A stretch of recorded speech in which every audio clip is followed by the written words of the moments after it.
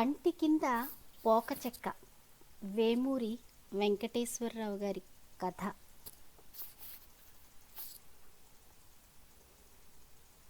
కొమ్ములు తిరిగిన డాక్టర్లకు అంతుపట్టని జబ్బులని ఒక హోమియోపతి వైద్యుడు కుదర్చగలడని ఎవరైనా గప్పాలు కొడితే ఎవరు మాత్రం ఎలా నమ్మగలరు?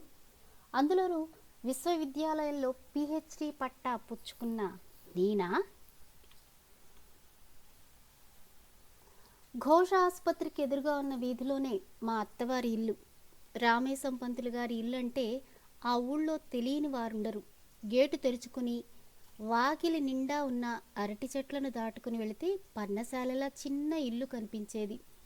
ముందు వరండా, ఆ వరండాను ఆనుకుని వియ్యాల గది, దానికి ఇరువైపులా పడక గది, దేవుడి గది. ఆ దేవుడి గది గోడ మీంచి ఒక పంచెవాళి దింపి దాన్ని వంటగదిలా వాడుకునేవారు. ఆ వరండాకి ఒక చివర పడక గదిని ఆనుకుని చిన్న పీలికంత కొట్టు. ఆ కొట్లోనే మందుల పుస్తకాలు, మందుల పెట్లు ఉండేవి. అందుకని దానిని మందుల కొట్టు అనేవారు. ఆ మందుల కొట్టు బయటే వరండా మీద ఒక పెద్ద బల్ల ఉండేది. కచేరీలో పనే ఇంటికొచ్చి తర్వాత రామేశం గారు ఆ బల్ల మీద కొలువు తీర్చేవారు. పెద్దనక పిల్లనక, ఉన్నవాళ్ళనక లేని వాళ్ళనక, ఊరు వాళ్ళనక పై ఊరు వాళ్ళనక ఎప్పుడూ ఎవరో ఒకరు గుమ్మంలో పంతులు గారి సలహా కోసం ఎదురు చూస్తూ ఉండేవారు.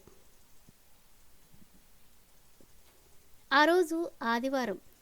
సంత పని చూసుకుని మరీ పొద్దెక్కిపోకుండా 4 మెతుకులు కతికి అలవాటు ప్రకారం చుట్టిన పరుపును ఆసరాగా పెట్టుకుని కునుకు తీద్దామన్న ఉద్దేశంతో నడ్డివాల్చి రాత్రి అల్లుడు తెచ్చిన పుస్తకం చదవడం మొదలుపెట్టారు రామేశం గారు. ఇంతలోనే వీధి గుమ్మంలో కారు ఆగింది. కారు తలుపు తెరుచుకొని ఒక ఆమె వెనకాతలే ఒక చిన్న అమ్మాయి దిగారు. పొరుగురు నుండి పక్కనున్న ఘోషాసుపత్రికి ఎవరో పేషెంట్లు వచ్చి ఉంటారని అనుకుని రామేశం గారు పుస్తకంలో తలదూ చేసిన తలని పైకి తీయదలుచుకోలేదు. ఇంతలో ఇద్దరూ గేటు తెరుచుకుని లోపలికి రావడం వాలుకంటితో గమనించిన రామేశం గారు, అమ్మాయి, ఎవరో వచ్చారు చూడమ్మా అని అనడము, రామేశం గారి ఇల్లు ఇదేనా అని ఆవిడ వాకబు చేయడము ఒక్కసారే జరిగాయి. తండ్రి పిలుపుకి కూతురు బయటికి వచ్చి ఆగంతుకులను పరికాయించి చూసింది. పెద్దామెకి 30 దాటి ఉండవు. ఆమె దేహకాంతిలో పాలమీగడ లాంటి స్నిగ్ధత పాలు ఎక్కువ, దబ్బ పండును పోలిన పసిమి పాలు తక్కువ. దమ్మిడి అంత బొట్టు, సింగారంగా చుట్టిన సిగ, చెవులకి రవ్వల దిద్దులు, సన్నటి శంఖంలాంటి పొడుగాటి మెడ, పువ్వుల వాయిల చీర, చేతిలో చేతి సంచి, కాళ్ళకి చెంకీ చెప్పులు. పిల్లకు 10 ఏళ్ళు ఉంటాయేమో. ఎవరు కావాలండి? అమ్మా, రామేశం పంతులు గారు ఉన్నారా?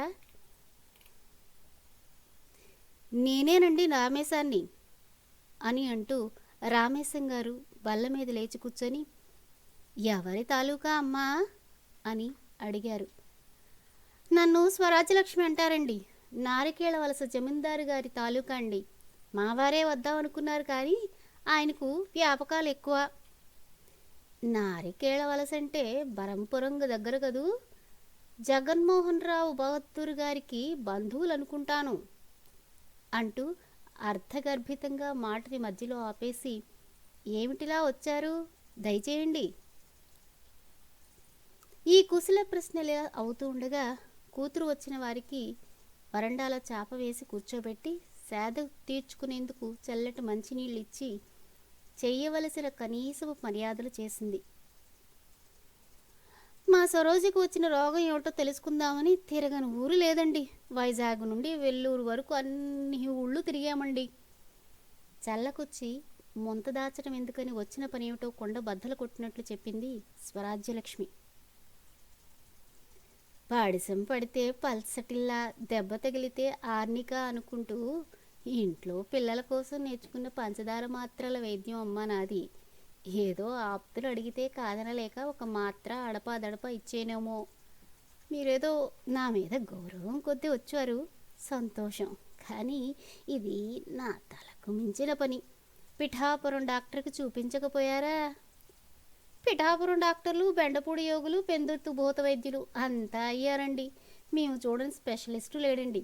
ఆఖరికి యలమంచిలో ఓరుగంటి సోమసుందరం గారు లేరండి, వకీలు గారు. ఆయన మీ కాళ్ళ మీద పడమని సలహా ఇచ్చారండి. మీరు కాదంటే వల్ల కాదు. స్వరాజ్యలక్ష్మి ఇలా అంటూ ఉండగానే డ్రైవరు చేత్తో ఒక సజ్జ పట్టుకుని యజమానురాలి కనుసన్న కోసం ఎదురు చూస్తున్నాడు. వాటి మీద ప్లాస్టిక్ సంచిలో కంచిపట్టు చీర, రవికెల గుడ్డ, పైన పసుపు కుంకం, ఆకులు వక్కలు ఉన్నాయి. సజ్జని డ్రైవరు చేతిలో నుంచి అందుకొని కొంగుతో చేయి తుడుచుకుంటూ వంటగదిలోంచి బయటకు వచ్చి ఉయ్యాల గది తలుపు చాటున నిలబడ్డ సీతమ్మ గారికి చేతికి ఇచ్చి ఆవిడ పాదాలకు దండం పెట్టింది స్వరాజ్యలక్ష్మి. అమ్మా, మీరు నా తరపున ఒక్క మాట బాబుగారితో చెప్పి. ఈ తతంగం అంతా ఇలా జరుగుతున్నంతసేపు సరోజ ఉలుకు పలుకు లేకుండా, బెల్లం కొట్టిన రాయిలా కదలకుండా మెదలకుండా అక్కడ వరండాలో ఒక కర్ర కుర్చీలో కూర్చుని ఉంది. విగ్రహం అంటే వరండాలో ఉంది, కానీ దృష్టి మాత్రం ఎక్కడో ఉంది. రామేశం గారు ఓరకంటితో పిల్లని పరికించి చూస్తున్నారు. సీతమ్మ గారు పళ్ళెం అందుకుని ఏవో క్షేమ సమాచారపు ప్రశ్నలు 2 వేసి, ఎండకి బాగా అలసిపోయినట్లు కనపడుతున్నారు, ఏదైనా పలహారం చేసి పట్టుకొస్తాను అని లోపలికి వెళుతూ, ఆ పంకా పట్టుకొచ్చి ఇక్కడ పెట్టమ్మా అని కూతురికి పురమాయించారు.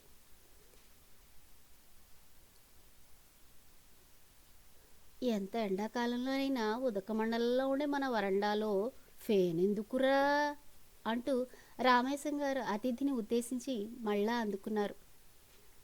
చూడండమ్మా, ఎండవేళప్పుడు వచ్చారు.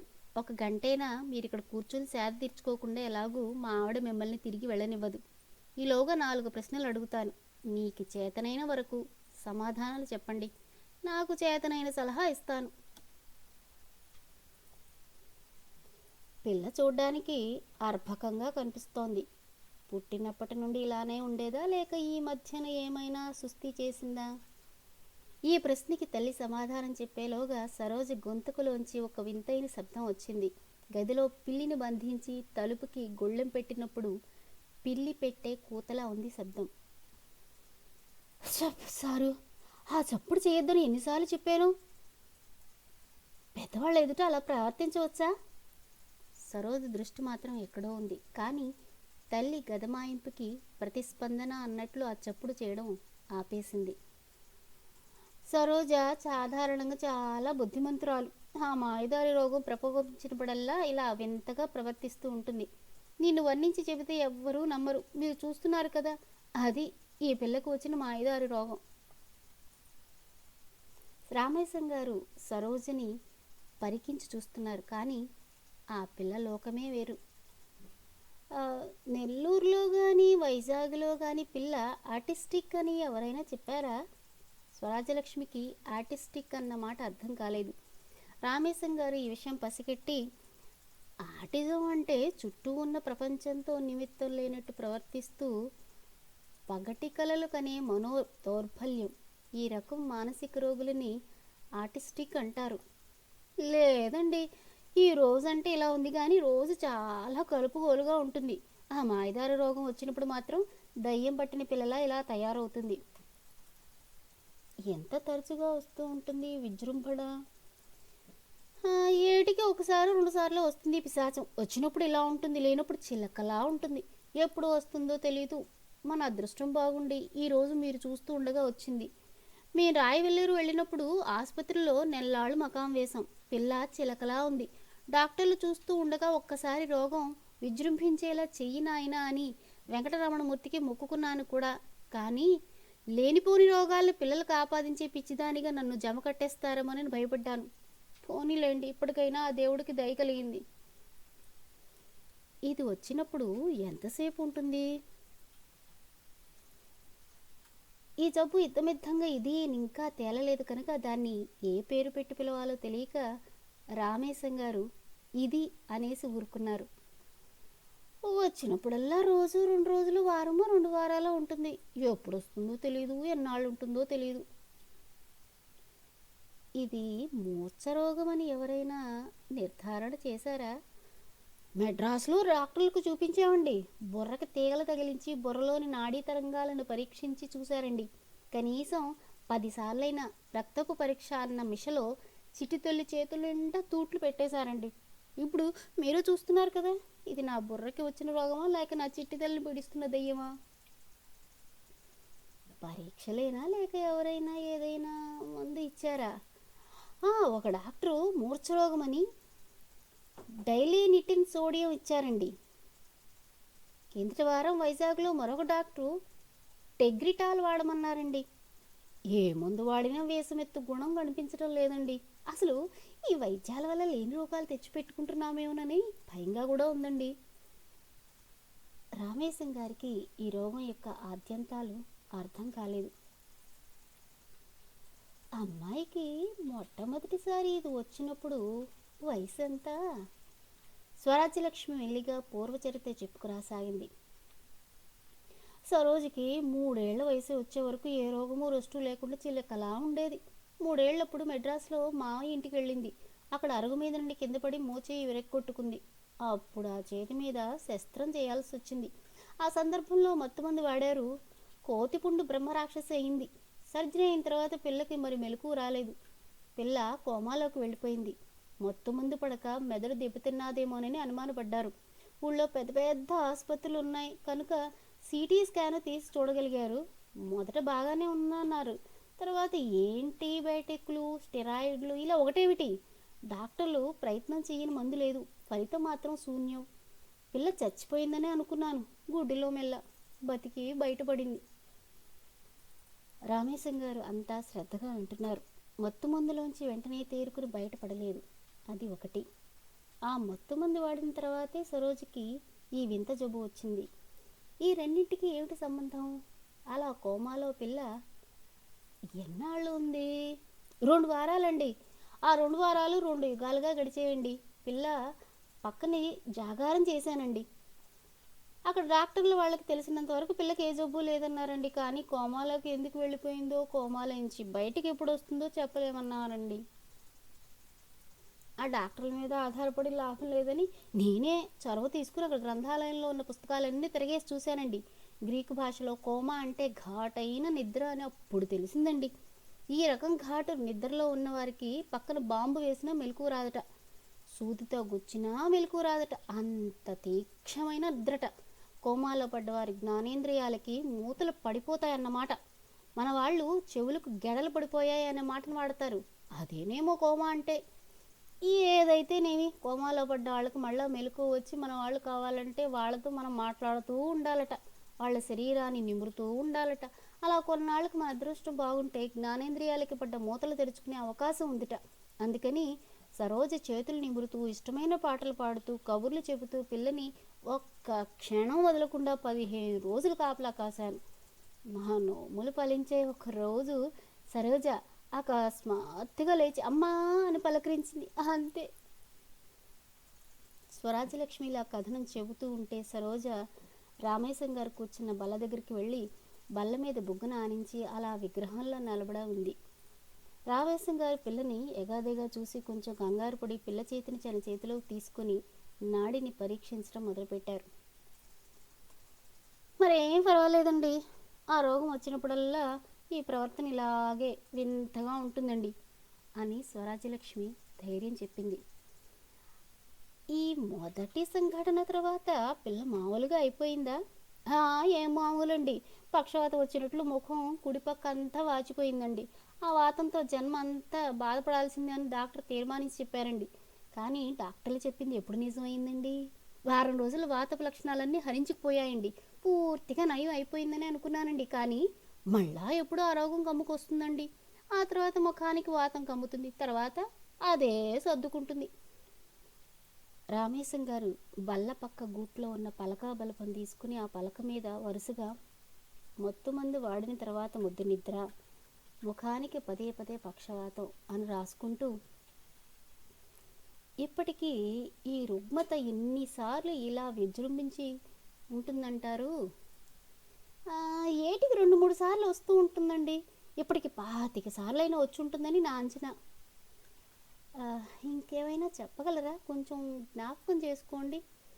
స్వరాజ్యలక్ష్మి కొద్దిసేపు ఆలోచించి తనకు తట్టినది చెప్పదగ్గ లక్షణం అవునో కాదో అని తటపటాయించి, "ఆ, ఇది వచ్చినప్పుడల్లా మాట ఖణిగా రాదండి. ఆ, మాట ఖణిగా రాదు" అని పలక మీద రాసుకున్నారు రామేశం గారు. నిద్రలేమి కూడానండి. ఇది వచ్చినప్పుడు 2-3 రోజులు అస్సలు నిద్రపోనే పోదండి. తను నిద్రపోకపోతే ఎక్కడ దెబ్బలు తగిలించుకుంటుందో అన్న భయంతో నేను కూడా నిద్రపోలేనండి. అలా అనుక్షణం కాపలా కాస్తానండి. ఇప్పుడు రామేశం గారికి అర్థమైంది స్వరాజ్యలక్ష్మి ముఖం ఎందుకలా అలసిపోయినట్లు కనిపిస్తుందో. పలక మీద నిద్రలేమి అని రాసుకుంటూ, "అమ్మా, ఆ బీరువాలో ఉన్న ఎర్ర బైండింగ్ ఉన్న పుస్తకం ఒకసారి ఇలా పట్టరా తల్లి" అని కూతురికి పురమాయించారు. ఆయన అలా రాసుకుంటూ ఉంటే ఎందుకో స్వరాజ్యలక్ష్మికి ధైర్యం పెరిగిన మరొక విషయం జ్ఞాపకం తెచ్చుకుంది. అకస్మాత్తుగా 2-3 పర్యాయాలు నొప్పి నొప్పి అని బాధపడిందండి. ఒకసారి గుండెల్లో నొప్పి వస్తే హార్ట్ అటాక్ అన్నారండి. చిన్న పిల్లకి హార్ట్ అటాక్ ఏమిటండి? మరొకసారి కడుపులో నొప్పి వస్తే ఎపెండిసైటిస్ అని ఆపరేషన్ చేస్తామన్నారండి. ఒకసారి ఆపరేషన్ చేయించి అనుభవిస్తున్నాం కదా, అందుకని ఒప్పుకోలేదండి. నొప్పి దానంతటా అదే తగ్గిపోయిందండి. రామేశం గారు పలక మీద ఉన్న జాబితాని ఒకసారి తేరిపార చూశారు.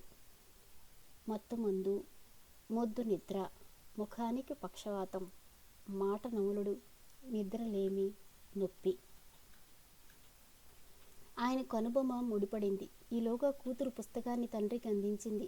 ఆ పుస్తకం కొంతసేపు అటు ఇటు తిరిగేసి తర్వాత తలగడ కింద దాచిన అల్లుడు తెచ్చిన పుస్తకాన్ని ఒకసారి సంప్రదించి తల పైకైనా ఎత్తకుండా,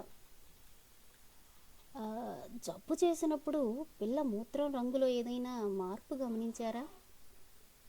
ఈ ప్రశ్న వినగానే స్వరాజ్యలక్ష్మి ముఖ కళ్ళవికలెక్కలలో వచ్చిన మార్పుని వర్ణించడం కష్టం. చూసి తీరాల్సిందే. 7 ఏళ్ల బట్టి దేశం అంతా కాలు కాలిని పిల్లిలో తిరుగుతున్నానండి బాబు. మీరే ఈ ప్రశ్న వేశారు. పిల్లకి జబ్బు చేసినప్పుడల్లా మూత్రం కొంచెం ముదురు రంగులో, అంటే ద్రాక్షరసం రంగులో పడుతుందండి. మీరు అడిగే వరకు ఆ జబ్బుకి దానికి సంబంధం ఉందని అనుకోలేదు. కూతురు జబ్బు అప్పుడే నయం అయిపోయినంత ఉత్సాహం ఆవిడ కంఠంలో ద్యోతకమైంది. "అమ్మా, మీ అమ్మాయిని పట్టి వేధిస్తున్న జబ్బు ఏమిటో కొంచెం ఆచూకీ దొరికింది. లక్షణాలను బట్టి ఇది ఎక్యూట్ ఇంటర్మిటెంట్ పోర్ఫీరియా అన్న జబ్బులా కనిపిస్తోంది. నా అనుమానమే నిజమైతే ఇది చాలా అరుదుగా వచ్చే జబ్బు. ఈ జబ్బుని నేను కుదర్చగలనో లేనో చెప్పలేను." బాబుగారు, ఇంతవరకు అందరూ పిల్లకి ఏ జబ్బు లేదని డబాయించిన వారే. తమరు కుదర్చగలిగినా కుదర్చలేకపోయినా పర్వాలేదు. మా రాత ఎలా ఉంటే అలా జరుగుతుంది. కనీసం ఆ జబ్బు ఏమిటో మీకు అర్థమయ్యేటట్లు చెప్పండి అని స్వరాజ్యలక్ష్మి ప్రాధాయపడింది. ఈలోగా సీతమ్మ గారు పలహారం పట్టుకొచ్చి తినమని బలవంతం చేయడంతో స్వరాజ్యలక్ష్మి మొహమాట పడుతూనే పుచ్చుకున్నారు. ఎక్యూట్ ఇంటర్మిటెంట్ పోర్ఫీరియా వంశపారంపర్యంగా వచ్చే జబ్బని రామేశం గారికి తెలుసు. పిల్లకి ఈ జబ్బు వచ్చిందంటే అంకురం తల్లిదండ్రులలో ఉండి తీరాలి. ఎటు నుండి వచ్చిందో తెలుసుకుందామని ఆవిడ పలహారం చేస్తున్నప్పుడే రామేశం గారు అడగడం మొదలెట్టారు. "మీరు చూలింతరాలుగా ఉన్నప్పుడు మీ ఆరోగ్యం ఎలా ఉండేది?" స్వరాజ్యలక్ష్మి ఆశ్చర్యానికి అంతులేదు. ఈయన ఆవులిస్తే పేగులు లెక్క పెట్టేస్తున్నాడని లోపలే అనుకుని, పిల్ల మూత్రం రంగుకి తను గర్భవతిగా ఉన్నప్పుడు తన ఆరోగ్యానికి మధ్యనున్న బాధరాయణ సంబంధం అర్థం కాక, "బాబుగారు, మీరు నా ముఖం చూసి నా జాతకం చెప్పేస్తున్నారు. నేను సరోజిని మోస్తున్న నాళ్ళు మంచం మీదే ఉన్నాననుకోండి. 2 సార్లు ఆసుపత్రిలో కూడా చేర్పించాల్సి వచ్చింది. మొదటిసారి నెల తప్పానని తెలిసిన కొద్ది రోజులకి నాకు విపరీతమైన కడుపు నొప్పి వచ్చింది. కడుపు పోతుందని కంగారు పడ్డాం. డాక్టర్లకు అర్థం కాక కడుపును కోసి లోపల ఏముందోనని చూశారు. ఏమీ లేదని తేల్చారు. తర్వాత కడుపు నొప్పి ఎలా వచ్చిందో అలానే పోయింది. రెండోసారి ఒక నెలలాళ్ళు పోయిన తర్వాత ఒకటే వాంతులు వేవిళ్ళు అనుకున్నాను. ఆసుపత్రిలో 6 వారాలు ఉన్నాను. శరీరం ఎండిపోతూ ఉంటే సిలీని ఎక్కించి బతికించారు." సరోజికి వచ్చిన జబ్బేమిటో అదే జబ్బు ఆ తల్లికి కూడా ఉందని పంతులు గారికి తెలిసిపోయింది. లక్షణాలు తేడా, మరికొంచెం తవ్వి చూడాలి. "మీ వారి ఆరోగ్యం గురించి కొంచెం చెబుతారా?" ఆయన జన్మలో జుర్రున చీదెరగరు. వాళ్ళంతా ఆరోగ్యవంతులే. మీ పుట్టింటి వారి ఆరోగ్యం గురించి ఏమిటి చెప్పగలరు? మా వాళ్ళంతా ఎప్పుడు ఏవో జాడ్యాలతో మూలుగులేనండి. మా అమ్మ బాగానే ఉండేది. వైద్యుడి దగ్గర రహస్యాలు ఉండకూడదు కదండి. మా నాన్న అడపాదడప మైకంతో ఇంటికి వచ్చేవాడండి. తాగుడేమని మొదట్లో అనుభవించాం కానీ ఆయనకి ఆల్కహాల్ పడకూడా గిట్టదండి. మా పెద్దత్తకు కూడా మోత్సరాగంలో ఉంటుంది ఏదో ఉండేదండి. రామేశం గారు ఇక ఆలస్యం తెలుసుకోలేదు. అమ్మా, ఇది వంశపారంపర్యంగా సంక్రమించే జబ్బని నా మనస్సు ఘోషపెడుతోంది. మీ తండ్రి గారు తాగిన వాడిలా తూలుతూ కనిపించారంటే అది కూడా ఈ రోగలక్షణమే అని నా అనుమానం. మీరు చూలింతరాలిగా ఉన్నప్పుడు వచ్చిన కడుపు నొప్పి ఈ రోగలక్షణమే అయి ఉంటుంది. మరి ఈ జబ్బు నివురు కప్పిన నిప్పులా ఉన్నా మేమంతా జీవితాలు చేస్తున్నాం కదా. మా సరోజ ఏం పాపం చేసుకుంది? దెయ్యం పట్టిన దానిలో అలా తిరుగుతోందే. ఇది జన్యురోగమమ్మా. ఇవి అందరిలోనూ ఒకేలా ప్రకోపించవు. సరోజలో ప్రకోపన ఎక్కువగా ఉంది. అది మీ దురదృష్టం. బాబుగారు, మీరు చెప్పిన మాటలన్నీ అమృత వాక్కుల్లా ఉన్నాయి. మీ అమృత హస్తంతో మీరే మా సరోజ నోట్లో 3 మాత్రలు వేసి ఇంత పుణ్యం కట్టుకోండి, మీకు రుణపడి ఉంటాను. రామేశం గారి మస్తిష్కంలో ఒక నైతిక సమస్య ఎదురైంది. జన్యురోగాల జీవకణాలలో ఉన్న వారసవాహికలలో ఉన్న లోపాల వల్ల వస్తాయి. ఈ వారసవాహికలు పిల్లకి తల్లిదండ్రుల దగ్గర నుండి సంక్రమిస్తాయి. వీటిల్లోనే మన భవిష్యత్ అంతా రాసి ఉంది. కనుక జన్యు రోగాలను కుదర్చడం అంటే విధి వ్రాతని మరమ్మత్తు చేయడం లాంటిది.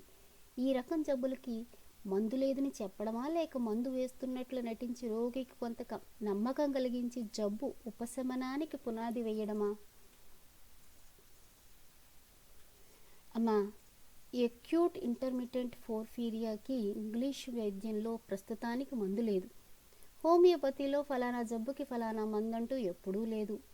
ఒక వ్యక్తిని సమగ్రంగా పరీక్షించి ఆ వ్యక్తి వ్యక్తిత్వానికి మందు ఇస్తాం కానీ రోగ లక్షణాలకి కాదు. కనుక నేను మందు ఇచ్చినా కుదురుతుందని ఆశ పెట్టి ఇవ్వలేను. మందు వేసుకుని నేను చెప్పిన పథ్యాన్ని తూచా తప్పకుండా పాటిస్తే కొంత ఉపశమనం కలగవచ్చు. చెప్పండి, ఇన్ని మందులు వాడి ఇంత కాలహరణం చేసాం, ఇది పనిచేస్తుందనే ఆశగా ఉంది. మీరు మొట్టమొదట చెయ్యవలసిన పని ఆ ఇంగ్లీషు మందులు మానేయండి. ఆ డైలేనేటిన్ సోడియం టెగ్రిటాల్ చెత్త కుండీలో పారేయండి. తర్వాత పథ్యం కర్బనోదకాలు ఎక్కువగా ఉన్న భోజనమే పెట్టండి. అంటే గుడ్లు మాంసం పూర్తిగా మానేసి అన్నం దుంపలు మొదలైన తినుబండారాలే పెట్టండి అని చెప్పి కూతుర్ని పిలిచి, అమ్మా, మన మందుల పెట్టెలో కింద అరలో 3వ వరుసలో ఉంటుంది సేక్లేక్ నీక్సెక్స్ సీసాల పట్రా తల్లి అని పురమాయించారు. కూతురు ముసిముసి నవ్వులు నవ్వుతూ పట్టుకొచ్చిన సీసా స్వయంగా పరీక్షించి చేతి చెమట తగిలితే మందు గుణం చేయదని చెబుతూ అందులోని మాత్రలు తిన్నగా సరోజ నోట్లో పడేట్లు వేసి, అమ్మ, నెల్లాళ్ల వరకు మరొక మోతాదు అక్కర్లేదు. ఎందుకైనా మంచిది. వైజాగ్ వెళ్ళి డాక్టర్ సత్యనారాయణ గారికి ఒక్కసారి చూపించండి.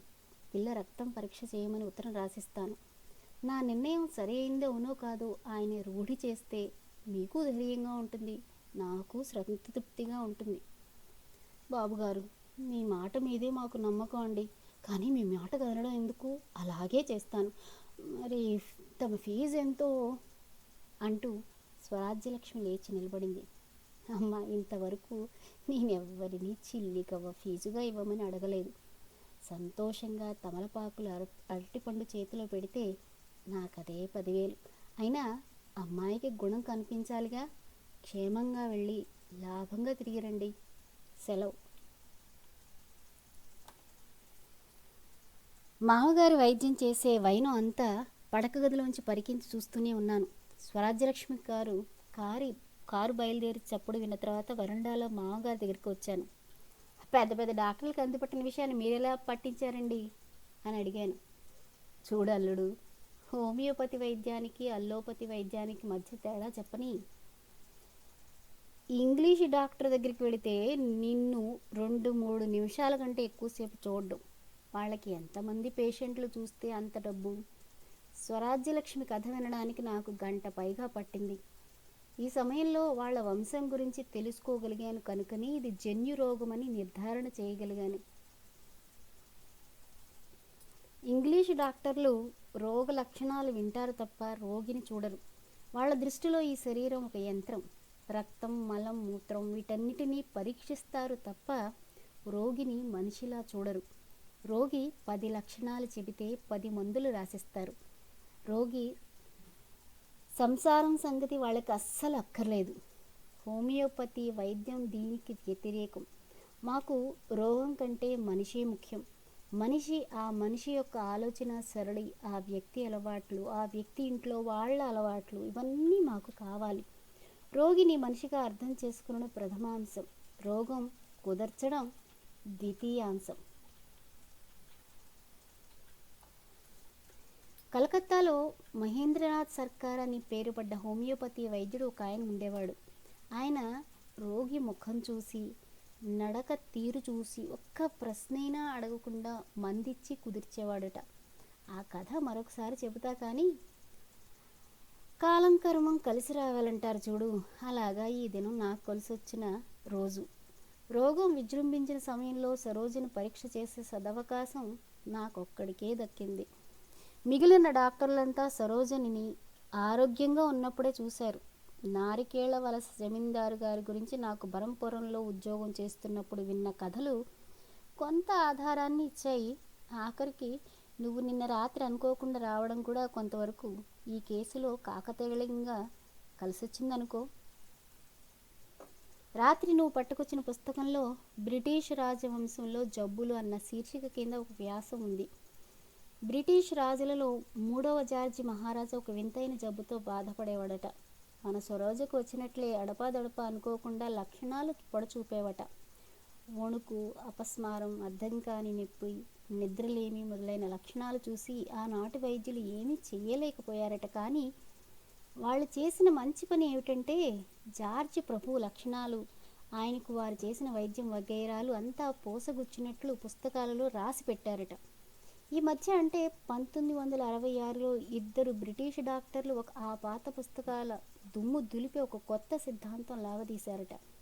ఆ సిద్ధాంతం ప్రకారం 3వ జార్జి ఎక్యూట్ ఇంటర్మిటెంట్ పోర్ఫిరియాతో బాధపడ్డాడని తీర్మానించారు. ఆ వ్యాసం నిన్న రాత్రే చదివాను. రెండు కలిపాను అంతే. ఈ జబ్బు ఇంగ్లాండ్ మొదలైన పాశ్చాత్య దేశాలలోనే ఉంది. తెల్లవాళ్ల సంపర్కం వల్ల మన దేశంలో కూడా వ్యాపించిందని నా అనుమానం. ఈ పోర్ఫిరియా అనేది రక్త సంబంధమైన అనేక జబ్బులకి ఉమ్మడిగా వాడే పేరుట. ఈ జబ్బు ఉన్న వాళ్ళ శరీరం రక్త చందురాన్ని సరిగ్గా తయారు చేయలేదట. ఈ రక్త చందురంలో హీమ్ అనే బణువు, గ్లోబిన్ అనే బణువు ఉంటాయని మనలో చాలామందికి తెలుసు కదా. అందుకనే దీనికి ఇంగ్లీష్లో హిమోగ్లోబిన్ అన్న పేరు వచ్చింది. ఈ హీమ్ రక్తానికి ఎర్రని ఎరుపు రంగుని ఇస్తుంది. ఈ హీమ్ సహాయంతోటే రక్తం ప్రాణవాయువుని శరీరం అంతటా మోసుకెళ్ళగలుగుతోంది. పోర్ఫిరియానే ఉన్నవారి శరీరంలో ఈ హీమ్ తయారీకి కావలసిన ముడి పదార్థాలు తయారవుతాయి. కానీ అవన్నీ హీమ్ రూపం పొందకుండా మధ్యంతరంగా ఆగిపోయి రక్తంలో అలా ఉండిపోతాయి. తత్ఫలితంగా శరీరం పాలిపోవడం, నీరసించటమే కాకుండా రక్తం విషపూరితం అవడం మొదలు పెడుతుంది. కొంతవరకు మూత్రపిండాలు ఈ విష పదార్థాలను వడగట్టి మూత్రం ద్వారా బయటకు తోసేస్తాయి. అందుకనే ఈ జబ్బు చేసిన వారి మూత్రం కోకా-కోలా రంగులో ఉంటుందట. రక్తంలో ఈ విషం ఉన్ననాళ్ళు రకరకాలైన దుర్గుణాలు కనిపిస్తాయట. అవే నొప్పులు, తిప్పులు, వికారాలుగా మనకి ప్రస్ఫుటితమవుతాయట. ఇదంతా నువ్వు రాత్రి పట్టుకొచ్చిన పుస్తకంలో చూశానోయ్. అసలు సరోజకి పుట్టుకతోటే ఈ రోగం వచ్చింది. మెడ్రాసులో చేతికి ఆపరేషన్ చేసినప్పుడు వాడిన మత్తు మందు పడి ఉండదు. పైపెచ్చు నిద్రాణంగా ఉన్న జబ్బు రెచ్చగొట్టబడి ఉంటుంది. ఈరోజు జబ్బు ఉద్రేకించడానికి కారణం వారం రోజుల కిందట వాడిన ఫీనో బార్బిటాలే అనే నా అనుమానం. అందుకనే టెగ్రిటాలు వెంటనే మానేయమని చెప్పాను. మామగారి ప్రజ్ఞాపాఠ వాళ్ళకి ముక్కు మీద వేలేసుకుంటున్నాను అన్నాను పక్కనున్న శ్రీమతితో. నారికేళ్ల వలసకి జబ్బుకి ఉన్న సంబంధం ఏమిటో నాకు అర్థం కావడం లేదు అంది శ్రీమతి. నారాయణరావు నవలలో నారికేళ వలస జమీందారు ఒక ఆయన ఇంగ్లీషు వాళ్ళ అమ్మాయిలతో జరిపిన కృష్ణలీలల గురించి అడవి బాపురాజు ప్రస్తావించారు. బరంపురంలో ఉద్యోగం చేసిన వాడిని కనుక అదంతా కట్టుకథ కాదని నాకు తెలుసు అని రామేశం గారు మసాలా అందించారు. ఇది జన్యు సంబంధమైన జబ్బు, దీనికి మందు లేదు అని చెబుతూనే మీరు ఆ అమ్మాయికి ఏదో మందిచ్చారు, ఇది ధర్మమేనా అని లేటు మార్చాను. తెలుగు సాహిత్యం చదవనందుకు నన్ను నేనే నిందించుకుంటూ. నేను ఆ అమ్మాయి నోట్లో వేసినవి పంచదార మాత్రలో ఏదో మందు పుచ్చుకున్నానన్న సంతృప్తి, ఆ మందు పనిచేస్తుందన్న నమ్మకం లేకపోతే ఏ జబ్బు నయమవదోయ్. మరైతే ఈ మందేది ఇవ్వనప్పుడు మందికి ఇవ్వకపోవడమేమిటో ఈ వెర్రి కక్క, గట్టలా ఉన్నావు. మాంసం ముట్టొద్దని కర్బనోదకాలు మస్తుగా తినాలని చెప్పాను కాదోయ్. ఇదే ఇంగ్లీష్ డాక్టర్ అయితే హై కార్బోహైడ్రేట్ డైట్ అని ఇంగ్లీష్లో చెప్తాడు. పుట్టుకతో వచ్చిన జబ్బుకి పథ్యమే మహా ఔషధం. మోతాదుగా తిన్న తిండే కదుట ఔషధం అని రామేశం గారు చిన్న కునుకు తీయడానికి ప్రయత్నిస్తూ ఉండగా గేటు తలుపు తెరుచుకుని సత్యవరం అప్పన్న తాత ఒక మోద తామలపాకులు పట్టుకుని ప్రత్యక్షమయ్యాడు. ఆదోరం సంతకొచ్చా బాబు, తమ దర్శనం చేసుకుని తమ కాళ్ళొకసారి పట్టుకుని పోదామని వచ్చాను. బాబు, 10 ఏళ్ల కిందట సచ్చిన బొందికి ప్రాణం పోసి బతికించావు కదా బాబు. పేదోడిని, ఈ తమలపాకులు తప్ప ఇంకేమీ ఇచ్చుకోలేను బాబు. నేను సచ్చిన తర్వాత ఈ చర్మం ఒలిపించి చెప్పులు కుట్టించుకోండి. తాత, నువ్వు చాలా వద్దు, మాకు చెప్పులు వద్దు. వారం వారం నువ్వు ఇలా బతుకునున్నాళ్ళు మాకు తమలపాకులు పట్టనక్కర్లేదు. నీకు ఎన్నిసార్లు చెప్పాలి? ఎండలో వచ్చావు, ఇంత అన్నం పెడతాను, తిని కాసేపు నీడని అలా పడుకో అంటూ సీతమ్మ గారు గదమాయించేసరికి దమ్మ పలుబులు దమ్మ పబులు అంటూ తాత అరిటాకేసుకుని చతికిలబడ్డాడు. రామేశం గారు అప్పటికే చిన్న చిరునిద్రలోకి జారుకున్నారు. ఈ కథ ఆంధ్రప్రభ సచిత్ర వారపత్రిక 6 మార్చి 1996 సంచికలో కథాప్రభ శీర్షికలో ప్రచురించబడ్డ కథ ఇది.